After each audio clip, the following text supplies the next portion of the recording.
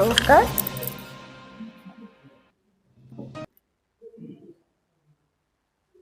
মানে আমি আজি ক'ব গ'লে খুবেই মানে আমি লজ্জিত আৰু দুখিতও লগতে আমাৰ GSP দলৰ যি হাইকমান আছে হীৰাকৰণীয়া উফ নৱকৰণীয়া তেখেতৰ যিখিনি একচেটিক সাম্ৰাজ্য তেখেতে গঢ়িব খুজিছে বা আমাক GSP দলৰ কৰ্মীসকলক লৈ যি মানে খেল খেলিছে।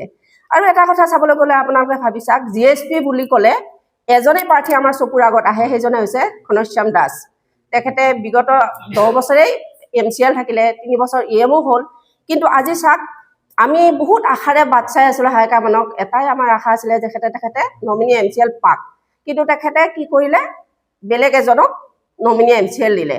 তাত আমি একদম বহুত দুখিত আৰু লজ্জিত। তেওঁ নিজকে মানে এনেকুৱা ভাবিছে, নিজে অকলশৰে ডিচিশ্যন লৈছে বা GSP আজি আপোনালোকে চাওক, তেখেতে GSP দলৰ হৈ কিমানটা 11টা কেণ্ডিডেট নিক্ষেপ কৰিছে, কিন্তু কোনোবাবাৰ তেখেতে জিতাব পাৰিছে নেকি? আপোনালোকে নিজে চিন্তা কৰি চাওক। আজি 10 বছৰ হ'ল GSP দল স্থাপিত মানে সেয়া হোৱা জন্ম হোৱা। GSP দলৰ পৰা আমি আজিলৈকে নাম শুনি আছোঁ, নামজাদা তেখেতে হৈছে, এজনে হৈছে কেণ্ডিডেট, তেখেতে হৈছে ঘনশ্যাম দাস। কিন্তু তেখেতে আজি হাৰিলে, আৰু এই হাৰিলে এই যে লোকসভা ইলেকশ্যনত তেখেতে হাৰিবলগীয়া হৈছিলে, আপোনালোকে নিশ্চয় গম পাইছে ইয়াৰ আঁৰত কাহিনীবিলাক কেনেকুৱা আছিলে। এতিয়া ক'বলৈ গ'লে বহুত ডাঙৰ কথা হ'ব, কিন্তু আমি খুলি নকওঁ। কিন্তু ইয়াতে ছাৰ জিতিব লগা কেণ্ডিডেট এজন, আমি ক'ব গ'লে এজন মানুহৰ কাৰণে মানে হাৰিব লগা হৈছে, তেখেতৰ মতালিৰ কাৰণে, তেখেতৰ ভুল সিদ্ধান্তৰ কাৰণে।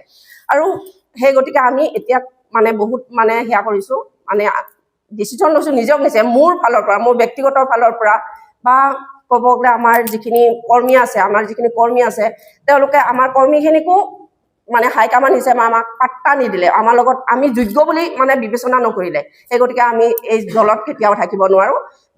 মানে যিটো দলত কোনো আলোচনা নাথাকে, চিন্তা শক্তি যিজনে হাইকমান হিচাপে তেখেতেই নিজক নিজে ল'ব পাৰে, তেতিয়াহ'লে আমাৰ প্ৰয়োজন ক'ত? এই গতিকে আমি GSP দলত নাথাকোঁ। আজি আমি দলীয়ভাৱে পদত্যাগ ল'ম GSP দলৰ ফালৰ পৰা।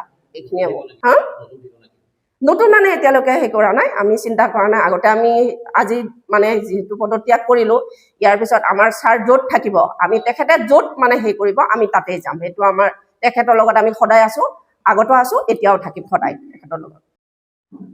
তাৰ ল'ব আমি GSP হিচাপে আজি 5 বছৰে ইয়াত GSP কৰি আমাৰ মাননীয় প্ৰাক্তন EM ঘনশ্যাম দাসৰ লগত আছিলোঁ।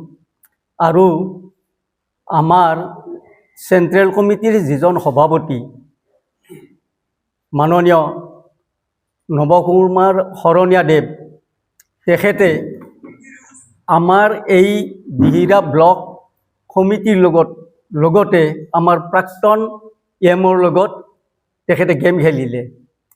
এই গেম খেলিলে যে তেখেতে কোনো আলোচনা বিলোচনা নকৰে, কোনো সদস্যৰ লগত নকৰে, কোনো কমিটিৰ সদস্যৰ লগত নকৰে, নিজাববীয়াকৈ তেখেতে সিদ্ধান্তবিলাক লয় আৰু সেই সিদ্ধান্তবিলাক আমাৰ ওপৰত জাপি দিয়ে। সেয়ে তেখেতৰ কৰ্মকাণ্ডত আমি অতিষ্ঠ হৈ আমি GSP দলৰ পৰা পদত্যাগ কৰিব খুজিছোঁ। মই ব্লক কমিটিৰ সভাপতি হিচাপে আজি দিহিৰা ব্লক সমিতিখন মই ভংগ হোৱা বুলি ঘোষণা কৰিলোঁ। লগতে মই GSP দলৰ সাধাৰণ সদস্যৰ পৰাও পদত্যাগ কৰিলোঁ। বাক্সা জিলাৰ অস্তিত্ব সম্পৰ্কে আপোনালোকক আমি ক'ব লগা নাই। আপোনালোকে জানে যে GSP দল হিচাপে BTAD এই যি 40টা সমষ্টি আছে, এই 40টা সমষ্টিত এটা সমষ্টিতে GSP হিচাপে মানে সদস্য আছিল, সেইটো হ'ল দিহিৰা সমষ্টি।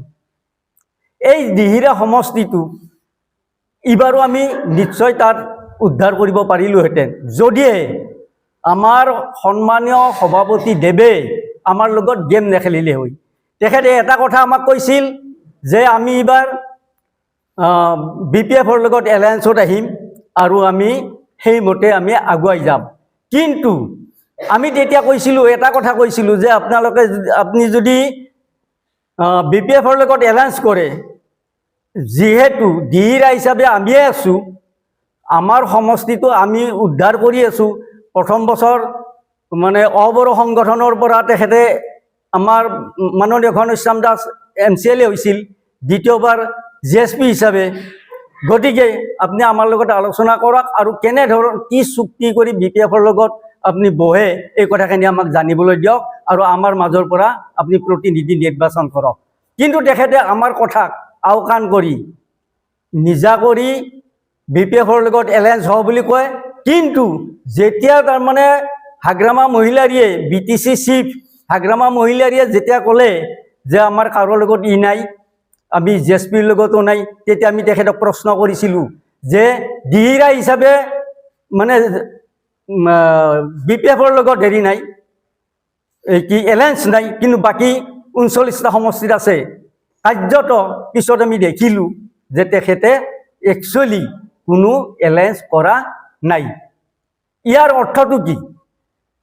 দিহিৰা সমষ্টিক দেখুৱাই তেখেতে তেখেতৰ মুনাফা লাভ কৰে আৰু দিহিৰাবাসীক তেখেতৰ গোলাম হিচাপে ব্যৱহাৰ কৰে।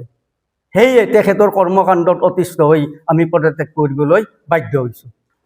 এই সম্পৰ্কত আমি তেখেতক সাক্ষাৎ কৰিছিলোঁ।